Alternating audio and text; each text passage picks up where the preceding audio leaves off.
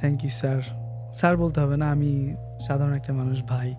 আমাদের সমাজে আসলে মানুষের মধ্যে এত একটা বৈষম্য, আসলে এই কথাটা বলতে গেলে আমার খারাপ লাগে।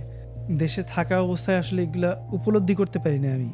নিজেও কখনো উপলব্ধি করিনি। আমার কাছে মনে হইছে হ্যাঁ, এটা স্বাভাবিক। এটা হায়ার স্ট্যাটাসের একটা শ্রেণী, একটা মানুষ, আর তারা হলো লোয়ার স্ট্যাটাসের। তারা আমাদের সম্মান করবে। গাড়ির ড্রাইভার আমাদের সালাম দিবে, গাড়ির দরজা খুলে দিবে। কেন দিল না? এই জিনিসগুলো যখন ভাবি তখন আফসোস লাগে। কাজের মানুষ, হ্যাঁ, সে কেন আমার প্লেটে খাইলো? সে কেন টেবিলে বসে খাইতেছে আমার সাথে? সে কেন নিচে বসে খাইতেছে না? তার সব কিছু আলাদা করে দাও।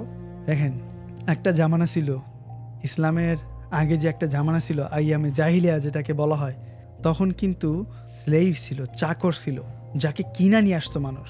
তাদের ক্ষেত্রেও হুজুর সাল্লাল্লাহু আলাইহি সাল্লাম বলছেন কি, যাদের এরকম দাস আছে তাদেরকে ছাড়ে দেওয়ার জন্য বলছেন, মুক্ত করে দেওয়ার জন্য বলছেন, যেটা ইসলামে অনেক বড় একটা কাজ। একটা দাস মুক্ত করে দেওয়া অনেক বিশাল নেকির কাজ।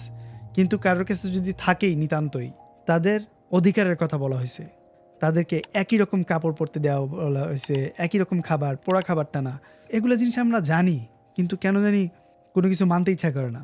সোশ্যাল মিডিয়া এগুলো ট্রেন্ডি না, ঠিক আছে? ট্রেন্ডি হইলো কার কয়টা বয়ফ্রেন্ড, কার কয়টা গার্লফ্রেন্ড, কে কোথায় ফুচকা খাইলো, কে কোথায় আন্ডা খাইলো। আজব।